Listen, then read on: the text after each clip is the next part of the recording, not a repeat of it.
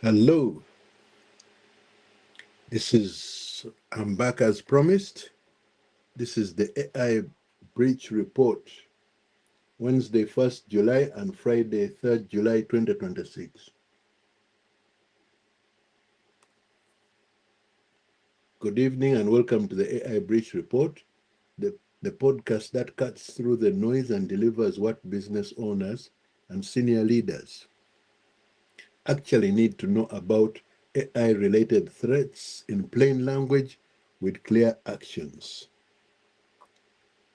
I have a problem with my screen. Hopefully it will clear out for the next broadcast, but you can hear me and see me, though you cannot actually see me moving. But let's get on with the show. So, I would like to introduce myself. I'm Frederick Wakulyaka, founder of Frederick Cybersecurity, protecting medium enterprises in financial services, professional services, and healthcare. So this week's edition covers two publication dates, Wednesday the 1st and Friday the 3rd of July 2026.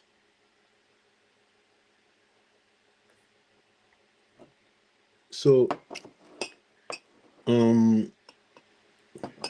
Wednesday was our incident edition. Friday was our defense edition. We are going to walk through all three stories, what happened, what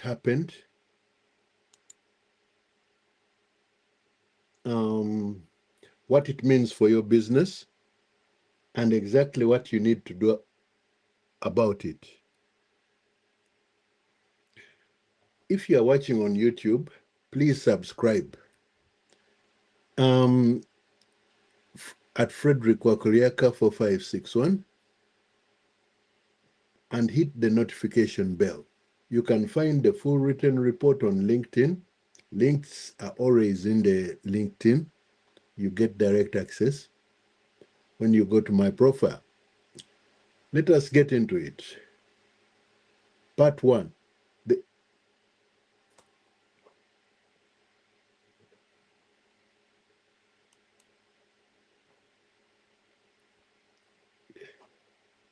Part 1 was the incidents of 1st July. 3 stories defined this week. An extortion campaign against enterprise payroll software that has now claimed a global car maker and a national insurance regulator. And a flaw inside the security tool most Windows businesses rely on, now confirmed as a live ingredient in ransomware attacks, and a supply chain worm that steals cloud credentials the moment a developer opens the wrong repository. The common thread across all three is time. None of these attacks needed to be fast. The attackers simply waited for the organizations that had not patched, had not verified, and had not audited.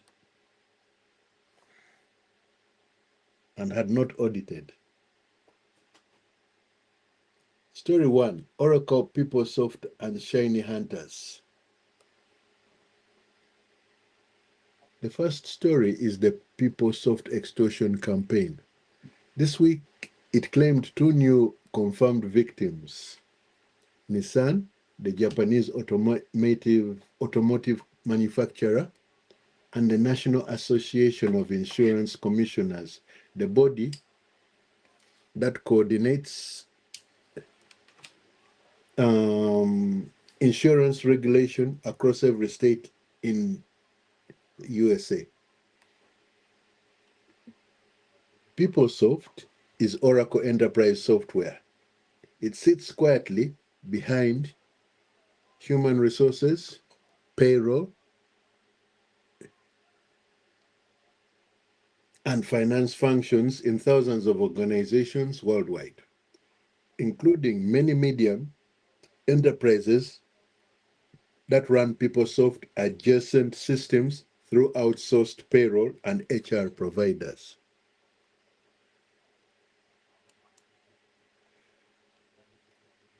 The vulnerability is CVE 2026-35273, a critical remote code execution flaw in People Tools version 8.61 and 8.62. In plain terms, an attacker can run their own commands on a vulnerable server without a username, without a password, and without any prior access whatsoever. That places it at the most dangerous end of the vulnerability spectrum. The group behind the campaign is Shiny Hunters, tracked by Google's main Mandiant as UNC 6240. They began exploiting this flaw on the 27th of May. Oracle did not release its advisory until the 10th of June. That is a 6-week window during which any exposed PeopleSoft instance may have already been breached, even if no ransom demand has arrived yet. More than 100 organizations have had payroll records, financial data, and personal information accessed. The University of Nottingham alone confirmed more than 450,000 records taken in a single breach. Hold that thought. We come back to what to do in the defense section. Story 2, Bluehammer CVE 2026-33825. The second story is Bluehammer. This one attacks the very tool you rely on to protect you. Bluehammer is a privilege escalation flaw in Microsoft Defender, the endpoint security tool the majority of Windows-based medium enterprises use as their primary protection. It was tracked as CVE 2026-33825 and patched by Microsoft back on the 14th of April, nearly 3 months ago. So why is it a story this week? Because CISA, the United States Cyber Agency, has now formally designated Bluehammer as actively exploited by ransomware groups.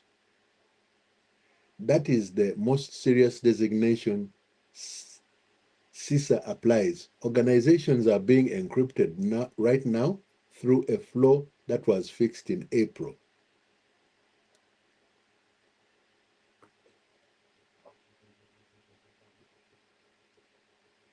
Here is how it works in plain language. Bluehammer is not how attackers get in. It is how they take over once they are in. An attacker who has compromised one ordinary low-privileged user account through a phishing email, for example, can use this flaw to escalate to full system control. From there, ransomware deployment follows. The word for this week is verification. Many organizations assume that because Defender updates automatically, it has updated. That assumption has been wrong in enough environments, and it must now be tested explicitly. Story 3, Miasma, the supply chain worm. The third story is Miasma. Of the three, this is the one that conventional security tools cannot see.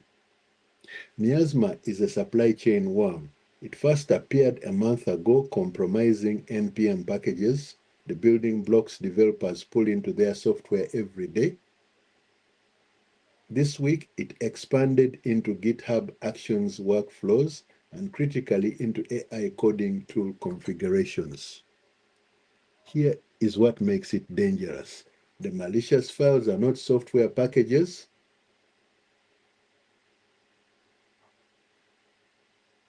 They are configuration files that look like legitimate developer tool settings, hidden inside the folders used by Cloud Code, Cursor, Gemini's CLI, and Visual Studio Code.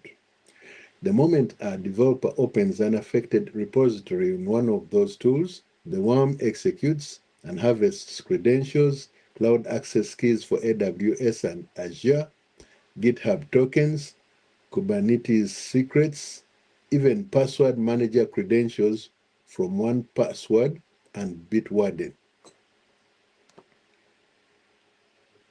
0 CVEs were assigned across this entire campaign. Every standard scanner returned clean results.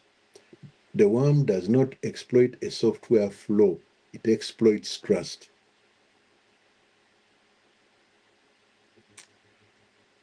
And it carries one more capability that changes how you must respond. The toolkit includes what its developers call a dead man's switch. If a stolen access token is revoked before the victim's network is fully isolated, the worm executes a destructive payload that wipes developer machines. That means the standard response to a credential compromise, rotate immediately, can trigger a destructive outcome.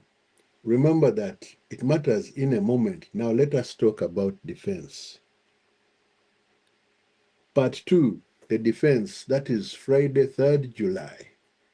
We concentrate on defense on the AI breach report edition of every Friday.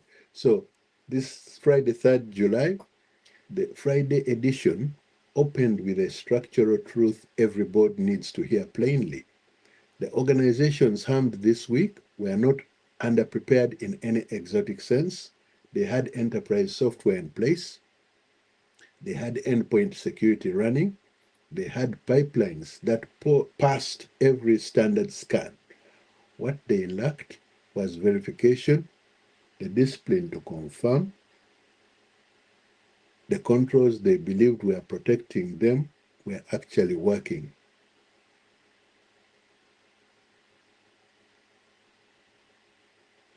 The attack surface is not created by absent controls. It is created by unverified ones. Defense 1. PeopleSoft 3 steps starting today. Step 1, containment. Ask one question today. Is the environment management hub reachable from outside your network? That is the component the attackers exploited. If it is exposed, block all external access to PSEM hub and HTTP listening connector. Endpoints at the firewall. Immediately, if your technical team cannot confirm blocking is in place by end of business today, that is a board level conversation.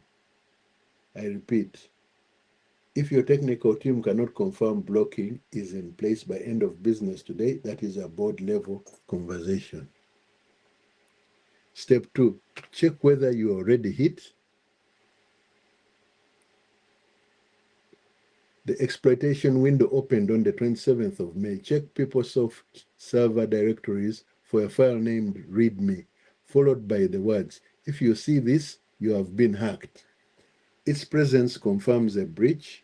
Check network logs from late May against the attacker addresses in Mandiant's advisory. If you find either indicator, do not attempt internal cleanup.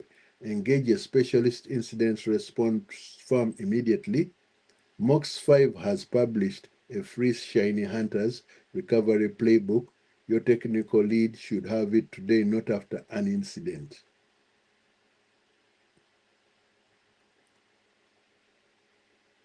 That is MOX5, MOXFIVE.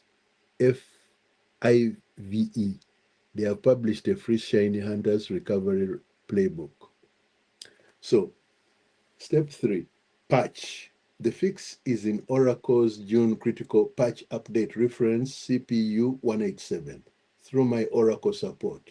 If a maintenance window cannot be scheduled within 5 business days, escalate to senior leadership. That is a risk acceptance decision, not a scheduling decision. The business context. PeopleSoft holds payroll, HR records, and financial ledgers. A breach is a regulatory event under the UK GDPR with 72-hour notification to the ICO, and for financial services firms reporting to the FCA. The cost of applying Oracle's mitigations on the 10th of June was zero. The cost of not applying them is what more than 100 organizations are dealing with this week. Defense 2, Blue Hammer, one line of PowerShell. The Blue Hammer defense is the simplest of the three, and that is exactly the point. The verification takes one line. On any Windows device, run the PowerShell command get MP computer status and check the ARM engine version field against Microsoft's confirmed fixed version guidance. If the engine version is below the patched threshold, that device is vulnerable, regardless of whether Windows itself is fully updated. The Defender engine updates through the antivirus definition channel separately from monthly Windows updates. For a fleet of 50 or more devices, run that check centrally across everything: servers, workstations, and especially shared virtual desktop environments, because any one low-privileged user on a shared machine is a potential entry point.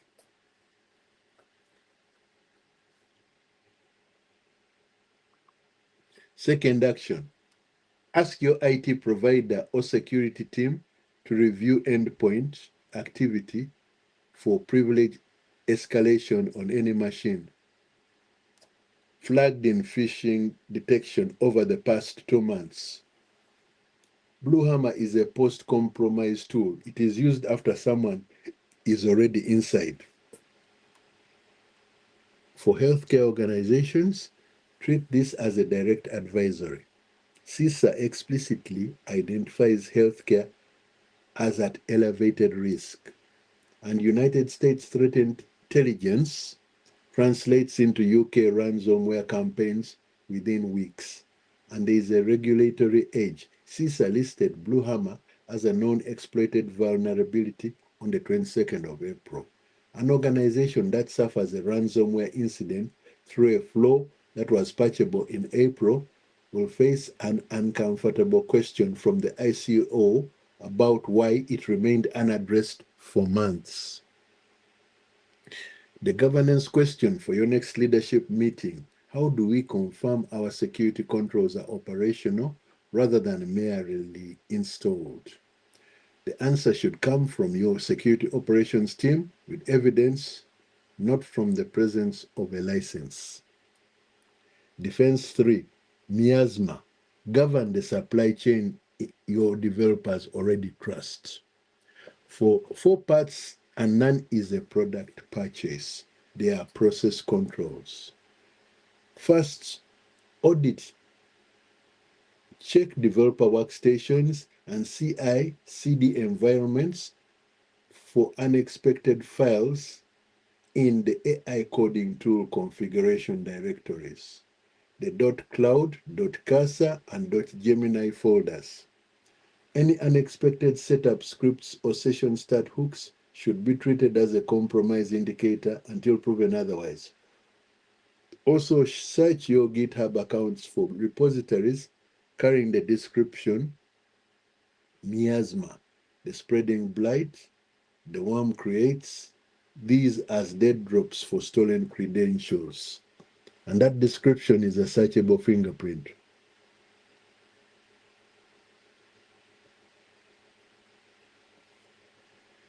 Second, rotate all cloud credentials, GitHub personal access tokens, and CI/CD secrets that existed in developer environments between the 1st of June and the 10th of June, and the 1st of June and the 10th of July must be rotated, regardless of what the audit finds.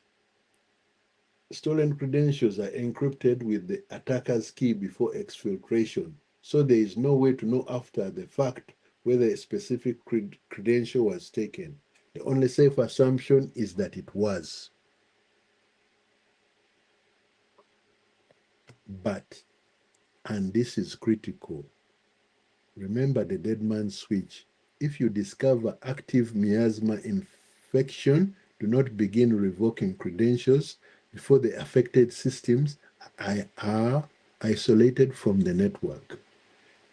Rotation before isolation can trigger the destructive wipe. Update your incident response procedure today and tell every technical person who might act independently. Isolate first, rotate second. Third, implement a package cooldown policy. Hold newly published package versions for 24 to 72 hours before they reach any pipeline or developer machine. Step Security confirmed that no organization with a cooldown policy in place was exposed through the NPM channel of this campaign.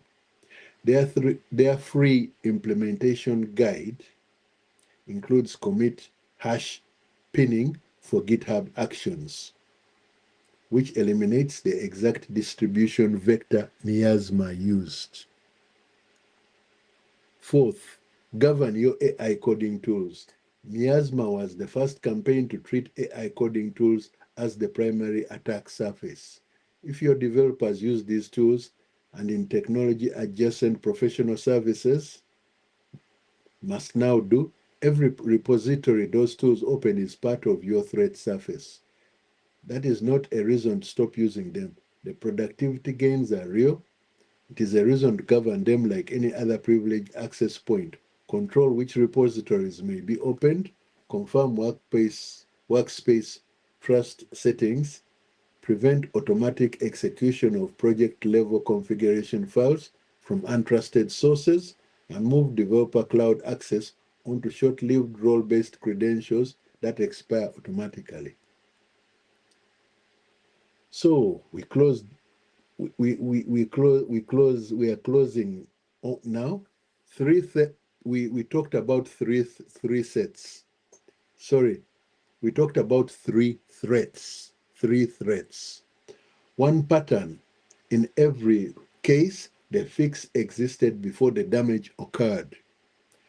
Oracle's mitigations were published on the 10th of June. Microsoft's patch shipped on the 14th of April. The cooldown policies that blocked miasma cost nothing but configuration time. The gap between the release of a fix and the installation of that fix is where ransomware groups and data theft campaigns operate. So here is the single question to take into your next leadership meeting. How does our organization confirm that security controls are operational rather than merely deployed? The organizations that were not breached this week are the ones that could answer that question with evidence. And looking ahead, Shiny Hunters has demonstrated it can acquire and deploy zero-day exploits against complex enterprise software. That template will not stop at PeopleSoft. If you run SAP or any other on-premises ERP platform, confirm this week that its administrative interfaces are not internet exposed. And the Miasma toolkit is now open sourced, which means copycat campaigns are a probability, not a possibility.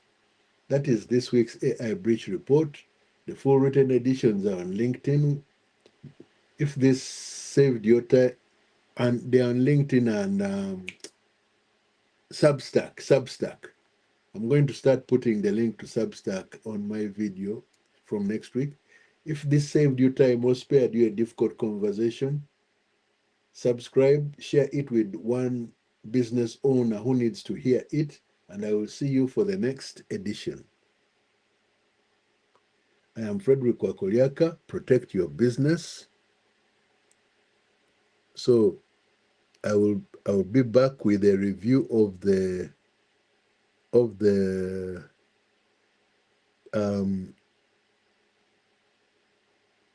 I'll be back with a review of the weekend intelligence brief.